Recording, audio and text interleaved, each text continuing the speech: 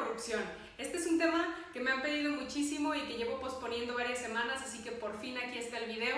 Lo voy a dividir en dos partes porque es un tema sumamente extenso. La primera parte, esta semana vamos a hablar sobre la 4T contra la corrupción y vamos a analizar los casos más mediáticos en contra de exfuncionarios del gobierno de Enrique Peña Nieto. Les voy a explicar quiénes son, de qué se les acusa y en dónde va su proceso. Y la siguiente semana vamos a hablar sobre funcionarios de la 4T que se han visto inmiscuidos en escándalos de corrupción y vamos a ver si ha pasado algo con ellos o si han tenido consecuencias. Así al final vamos a poder juzgar sobre si la 4T en realidad está luchando en contra de la corrupción o no es así.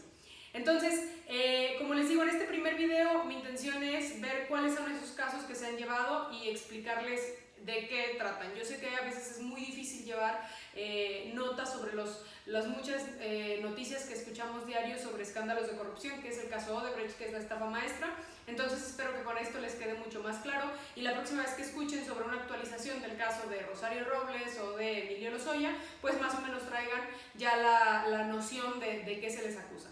Y pues antes de empezar con cada uno de estos perfiles, quiero decirles que el asunto de la lucha contra la corrupción es fundamental para la 4T porque desde campaña era una de las banderas de Andrés Manuel López Obrador. Él prometió que iba a terminar con la corrupción, que iba a hacer pagar a los responsables por la corrupción. Él dice que su gobierno ya no es corrupto y que la corrupción también es, o sea, la lucha contra la corrupción es la solución a todos nuestros males. Yo no creo que sea a todos, tal vez a muchos sí, pero es sumamente importante. Y de cara a las elecciones que son el próximo año y contemplando la aprobación de Andrés Manuel López Obrador, que cayó un poco a raíz del coronavirus y que probablemente vaya a caer por la recesión económica que se nos viene, entonces en este video vamos a hablar sobre los casos en contra de Rosario Robles, de César Duarte, de Javier Duarte, porque no son el mismo, y de Emilio Lozoya.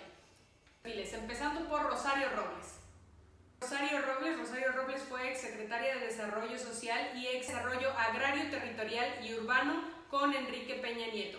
A ella se le vincula con la estafa maestra y básicamente de lo que se le acusa es de haber omitido información que ella tenía sobre que algunas de sus dependencias estaban celebrando contratos irregulares con universidades y con empresas fantasmas y con otros organismos públicos que afectaban el patrimonio de los organismos públicos. Entonces se le acusa básicamente de haber permitido, de no haber hecho nada por evitar y de omitir darle la información al presidente de la República sobre que se estaban celebrando estos contratos. Ahora, este es un tema fundamental. Casi todos los escándalos de corrupción se van a tratar sobre que se desviaron recursos gubernamentales a través de contratos con empresas fantasmas. Esta es una práctica muy común. Hacen una empresa que realmente pues la hicieron solo para ese fin, le conceden un contrato gubernamental, le transfieren fondos y comúnmente para lo que se le contrató no se cumple o se paga un sobreprecio. Entonces ese es el caso de la mayoría de los escándalos de corrupción, para que lo tengan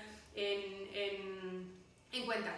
Rosario Robles desde el año pasado está en prisión preventiva. Esto no quiere decir que esté en prisión o que la hayan ya declarado culpable, sino que prisión preventiva se le da a las personas cuando tienen un procedimiento y se cree que tienen riesgo de fuga. Entonces, cuando se cree que tienen riesgo de fuga, mejor los meten en prisión para que no se vayan a fugar durante su procedimiento. Ella está en prisión desde el año pasado y su procedimiento sigue avanzando.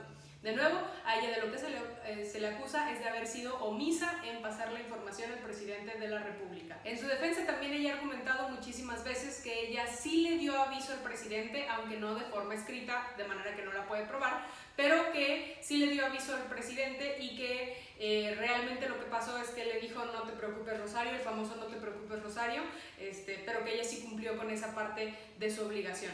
Justo el día de ayer, Rosario, que cumplió un año, dio una carta en la que ella decía que ella es inocente y que se le utilizó como un chivo expiatorio, y no solo eso, sino que decía que la justicia era parcial, que no era justo que a ella, por ejemplo, se le tuviera en prisión preventiva cuando había tenido tantos años de servicio público y cuando ni siquiera se le estaba acusando de un delito catalogado como grave, cuando a otras personas, más o menos refiriéndose al caso de Emilio Lozoya, los tenían libres, con libertad condicional. En el caso de Lozoya traía un brazalete, pero los tenían libres y no los tenían en prisión como ella. Entonces ella atribuía esa injusticia como parte de que estaban intentando ser un ejemplo con ella y que era mujer. Ahora yéndonos al caso de Javier Duarte, este es el famoso exgobernador de Veracruz que dicen que le dio agua a niños con cáncer como tratamiento. Es el desfalco más grande que han calculado hasta el momento de 35,000 millones de pesos. Y a él también se le acusa de operación de recursos de procedencia ilícita y asociación delictuosa. Él durante un tiempo, bueno, desde 2016 se supone que le tocaba salir, días antes de cumplir su tiempo de gestión en el gobierno de Veracruz, él pidió una licencia y desde ese momento desapareció. Lo buscaron durante mucho tiempo y finalmente en 2018 lo capturan y le dictan auto de formal prisión. Posteriormente él se declara culpable por los delitos que se le atribuían y le dan una sentencia de 9 años de cárcel que actualmente está cumpliendo. Sobre el caso de César Duarte, que es ex gobernador de Chihuahua. Sí, también se apellida Duarte y también es del PRI, pero no es el mismo. Este es de Chihuahua y es el que escuchamos el mes pasado que capturaron en Miami.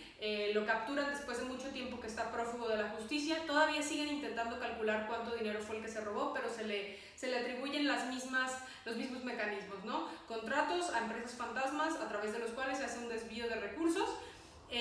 Y ahorita están intentando en ese proceso de ver si lo logran extraditar para que enfrente aquí en México los cargos que se le imputan.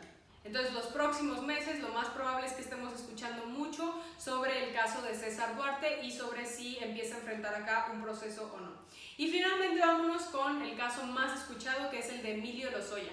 Emilio Lozoya es el exdirector de Pemex, ya se los había platicado en el video del caso Odebrecht, en el que les explico un poco el origen de uno de los casos por los que se le acusan, pero a Emilio Lozoya lo traen extraditado de España ante la promesa de que él va a colaborar con las autoridades, de que tiene información que vinculan directamente al expresidente Peña Nieto y a otros funcionarios de su gobierno sobre que justamente recibían sobornos por parte de empresas y los repartían entre distintos miembros del gobierno, no solo del PRI, sino también de algunos diputados de otras bancadas. Emilio Lozoya enfrenta 2 juicios distintos.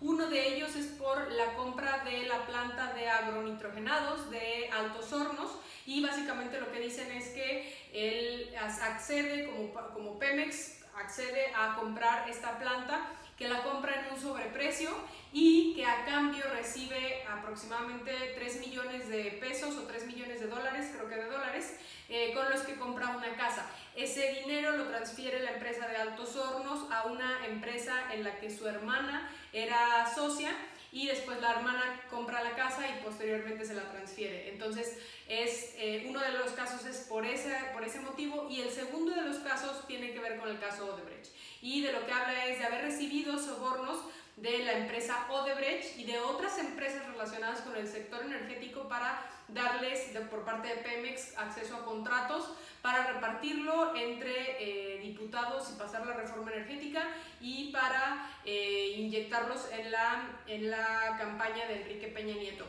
A él, ayer o antier, escriben una columna en el Universal muy buena sobre el club del millón de dólares, en el que dejan ver cómo es probable que operara él cuando era exdirector de Pemex. Hablan de que tenían adaptada una casa en Ciudad de México en la que recibían empresarios y la membresía para ese exclusivo club costaba $1 millón. Y lo que hacían o lo que les daban a cambio a estos empresarios del sector energético es que les daban acceso a información privilegiada respecto a licitaciones y contratos y de esa manera, de alguna manera les garantizaban acceder a esos contratos. Entonces ese es el segundo caso. Para para los dos realmente él ha dicho que él solo fue un instrumento y que tiene pruebas de eso, es decir, que él dice que todos se lo ordenaron y que a él no le quedó otra opción, quién sabe.